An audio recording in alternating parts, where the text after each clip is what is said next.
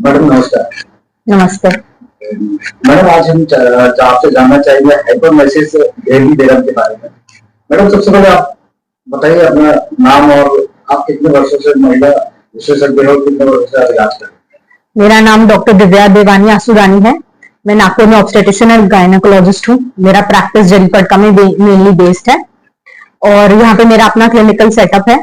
Pregnancy से related, conception से related, infertility से रिलेटेड या फिर बुजुर्ग औरतों में जो पीरियड का प्रॉब्लम है उनसे रिलेटेड, अनमैरिड लड़कियों में पीसीओएस रिलेटेड या पीरियड प्रॉब्लम्स रिलेटेड, वो सारी चीजें हम यहाँ देखते हैं। मैडम हाइपरमेसिस ग्रेवी थ्योरम क्या होता है? Hyper emesis gravidarum. हाइपर मतलब ज्यादा, एमेसिस मतलब उल्टी, ग्रेविडरम मतलब प्रेगनेंसी। तो ऐसी उल्टियां जिसमें प्रेगनेंसी में बहुत ज्यादा तकलीफ हो। जनरली प्रेगनेंसी में उल्टी होना नॉर्मल बात है, बट इतनी उल्टी होना कि उससे हम काम नहीं कर सके, हमको वीकनेस कंटिन्यूस लगती रहे, अपना वजन प्रेगनेंसी में बिल्कुल बढ़े नहीं या बच्चे की ग्रोथ नहीं हो रही हो, और ऐसी कोई भी इतनी उल्टियां जो हमारे पूरे इलेक्ट्रोलाइट इम्बैलेंस क्रिएट कर दे या फिर डिहाइड्रेशन क्रिएट कर दे, उसको हम कहते हैं हाइपरेमेसिस ग्रेविडरम।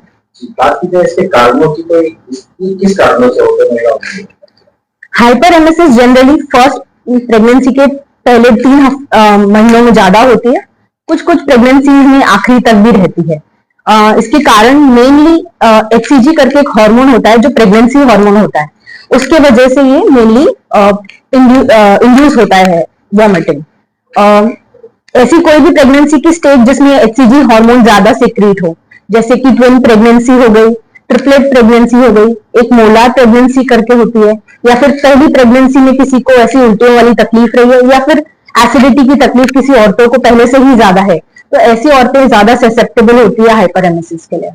बात अगर लक्षणों की जाए तो अगर ये होना चालू होगी और किस किस तरीके से होगी, इसके बारे में लक्षण।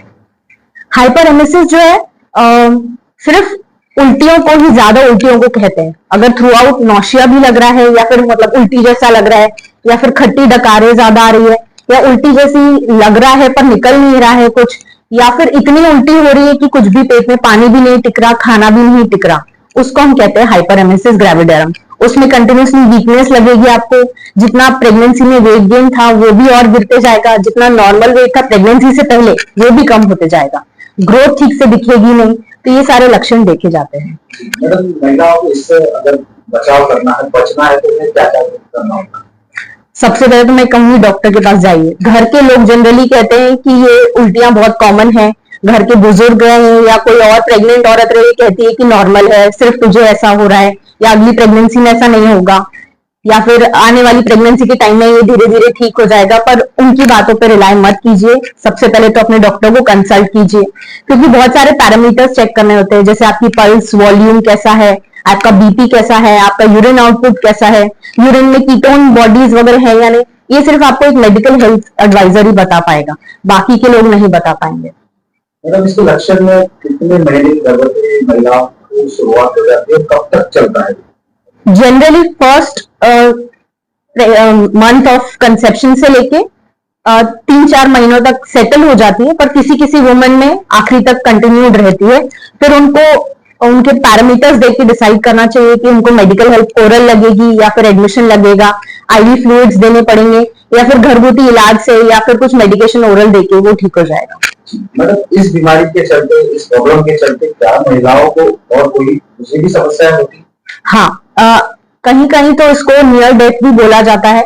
नियर डेथ इसीलिए कि आपका इलेक्ट्रोलाइट इम्बैलेंस इतना क्रिएट हो जाता है। आज सिटीज में तो नहीं, पर कहीं कहीं गांव में आज भी ऐसा है कि उल्टियां पे उल्टियां होते जा रही है, पानी पेट में टिक नहीं रहा है, खाना नहीं जा रहा है, कुछ भी मैल न्यूट्रिशन हो रहा है, और वो लोग गाँव में बैठे रहते हैं, कोई मेडिकल हेल्थ एडवाइजर के पास नहीं जाते हैं।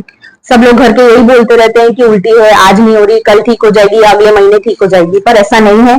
अगर आपका इलेक्ट्रोलाइट इम्बैलेंस हो गया या फिर आपके बॉडी का पानी कम हो गया तो उसकी वजह से बीपी भी कम होता है, शॉक भी लग सकता है, और बहुत ही ज्यादा खराब कंडीशन में ये माँ के लिए जानलेवा भी हो सकता है। और इससे भी ज्यादा एक्सट्रीम कंडीशंस में अगर आपका इलेक्ट्रोलाइट इम्बैलेंस बहुत ज्यादा है तो फिर बच्चे की भी जान जा सकती है। मैडम इस समस्या को लेकर, बीमारी को लेकर आप अपने पेशेंट को, शहर की जनता को क्या कुछ बताना चाहिए?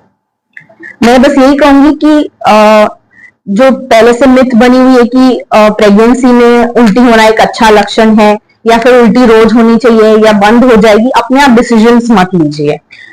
सिर्फ इन्फ्लुएंसर के ऊपर या सोशल मीडिया के ऊपर भी जाके यूट्यूब पे या फिर कोई मॉम बनने वाली है, टू बी मॉम्स आजकल बहुत इन्फ्लुएंसर्स होती है, या जो माँ बन चुके हैं वो इन्फ्लुएंसर बताती है कि ये खा लो, ये कर लो, इससे मेरी कम हो गई थी। इन सब के ऊपर मत जाइए, आप एक डॉक्टर की सहायता लीजिए। बात की जाए आपके लाइफ केयर हॉस्पिटल की, तो यहाँ पर महिलाओं की समस्याओं को क्या क्या बीमारियों का इलाज किया जाता है और क्या नई टेक्निक नई पद्धति के द्वारा किया जाता है? हमारे यहाँ पे प्री कंसेप्शनल काउंसलिंग से लेकर मतलब कौन सी औरतों को कंसीव कब करना चाहिए, इनफैक्ट शादी से भी पहले ये कंपैटिबल पर्सन है कि नहीं, वहां से लेके हम शुरुआत करते हैं। क्योंकि आजकल ऐसा है कि सब लोग लव मैरिज ही ज्यादा करते हैं। अब तो उनके अवेयरनेस लकीली इतनी बढ़ गई है कि वो लोग आते हैं, हमसे कंसल्ट करते हैं, अपने ब्लड एग्जामिनेशंस करवाते हैं, उनको प्रेगनेंसी कितनी डिले करनी है, जिसको हम बोलते हैं कि ओवेरियन आपका टाइम कितना है, वो भी आके देखते हैं। बायोलॉजिकल क्लॉक अपना चेक करने आते हैं कि वो कब तक अपनी प्रेगनेंसी डिले कर सकते हैं।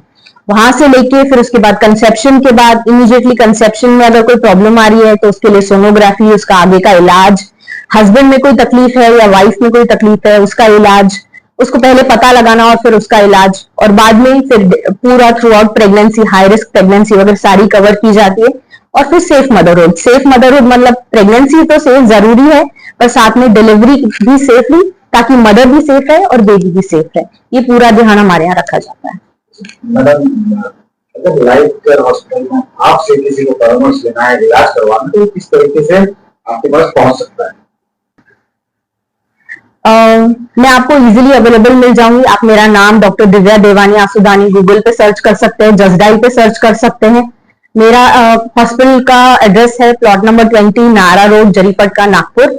आप उस पर भी कांटेक्ट कर सकते हैं और आपके स्क्रीन पे मेरे कांटेक्ट नंबर शेयर किए जाएंगे, आप उस पर भी कांटेक्ट करके मुझसे कभी भी मिल सकते हैं।